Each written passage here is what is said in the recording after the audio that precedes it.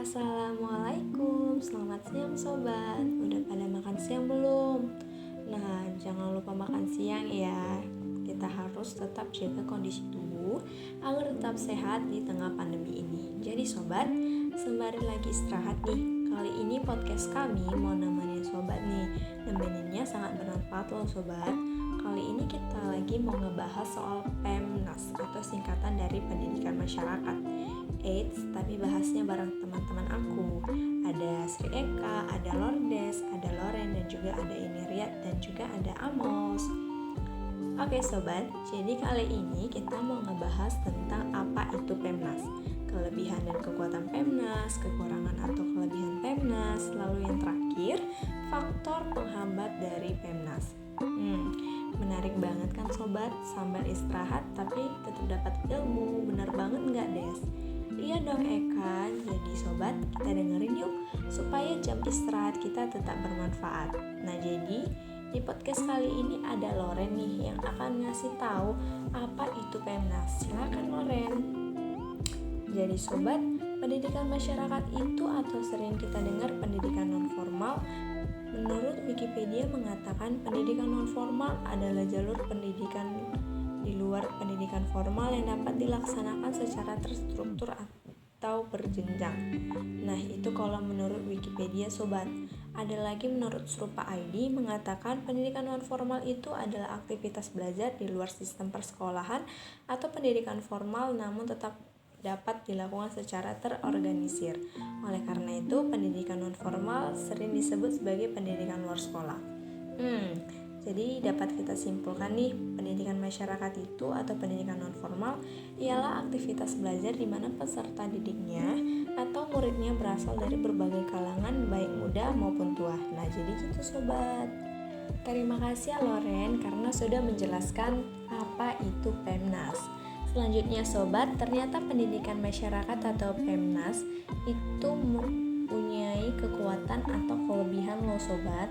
Dimana keunggulan dari pendidikan non formal yang pertama, lebih murah daripada pendidikan formal atau sekolah karena adanya program-program pendidikan yang dilakukan dalam waktu singkat untuk kebutuhan khusus seperti ujian paket A, B, dan C dan sebagainya. Dimana paket A untuk anak SD, paket B untuk anak SMP, dan paket C untuk anak SMA.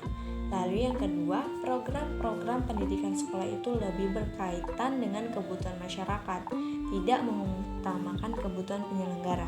Karena program pendidikan itu harus mementingkan kebutuhan masyarakat atau peserta didik dan isi dari program pendidikan itu harus berhubungan erat dengan dunia kerja atau kegiatan usaha yang ada di masyarakat. Nah, contohnya itu sobat, kalau di sekitar berdirinya lembaga pendidikan non formal banyak warga di sana yang tidak tahu baca, maka pendidikan non formal tersebut mengajarkan atau mengenalkan kepada mereka huruf dan mengajarkan mereka agar bisa membaca dan mengenal huruf. Gitu sobat. Lalu yang ketiga, program pendidikan non formal itu bersifat fleksibel.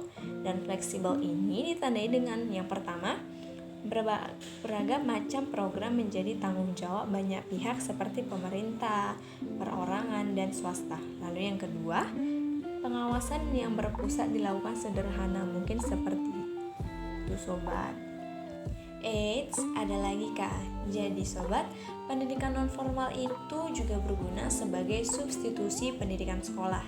Artinya sobat, substitusi atau pengganti mengandung makna bahwa pendidikan non formal sepenuhnya menggantikan pendidikan sekolah bagi peserta didik yang tidak dapat mengenyam pendidikan karena berbagai alasan. Contoh sederhananya nih, ada anak yang tidak bisa menempuh pendidikan sekolah karena faktor ekonomi yang rendah. Selanjutnya, sebagai komplemen pendidikan sekolah, artinya sobat, komplemen atau pelengkap adalah melengkapi apa yang diperoleh di bangku sekolah.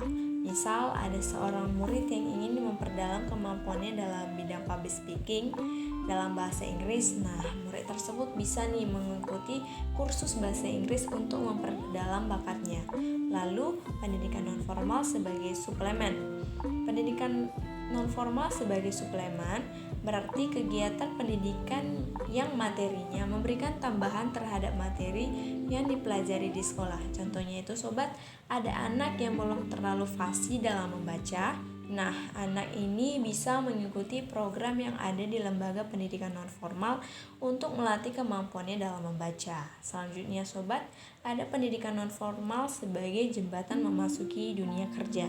Maksudnya itu berfungsi sebagai suplemen bagi kelulusan pendidikan sekolah untuk memasuki dunia kerja. Contohnya nih sobat, ada di antara teman-teman yang baru saja lulus SMA lalu memutuskan untuk bekerja, tapi bingung nih pekerjaan apa yang cocok buat dirinya. Nah, peran pendidikan non-formal tersebut memberikan jenis-jenis pendidikan yang ada di lembaga pendidikan non-formal yang bisa membawanya ke dunia pekerjaan. Begitu sobat. Wah, banyak sekali kan sobat manfaat yang dapat kita dapat dalam mengikuti pendidikan non-formal. Selain bisa membantu memberikan pembelajaran yang ada di sekolah, pendidikan non-formal juga bisa mengasah kemampuan skill teman-teman. Iya dong Eni, tapi sobat, di balik keunggulan pendidikan non-formal pastilah ada kelemahan. Maka dari itu kita akan bahas nih teman-teman, apa itu kelemahan dari pendidikan non-formal. Yang pertama, kurangnya koordinasi dari pemerintah, di mana pemerintah kurang memberikan perhatian kepada lembaga pendidikan non-formal. Lalu didukung dengan kurangnya tenaga pendidik atau sumber pengajar profesional. Selanjutnya, kurangnya motivasi belajar peserta didik. Lalu masih banyak nih masyarakat yang menganggap para lulusan pendidikan non-formal dianggap lebih rendah statusnya daripada lulusan pendidikan sekolah. Begitu sobat, sedih sekali ya sobat. Mendengar kelemahan dari pendidikan non-formal itu sedih sekali ya sobat. Nah, jadi sobat, kita sebagai tenaga pendidik, kita harus bisa menjadikan kelemahan dari pendidikan non-formal menjadi keunggulan. Karena kita kan sudah tahu banyak sekali manfaat yang kita peroleh dari berdirinya lembaga pendidikan non-formal. Oke sobat, jadi sampai sini dulu ya pembelajaran dari kami mengenai PEMNAS atau Pendidikan Masyarakat. Semoga apa yang sudah kami sampaikan bisa bermanfaat bagi kita dan dapat kita lakukan. Terima kasih bagi yang sudah mendengarkan. Wassalamualaikum warahmatullahi wabarakatuh. Selamat siang.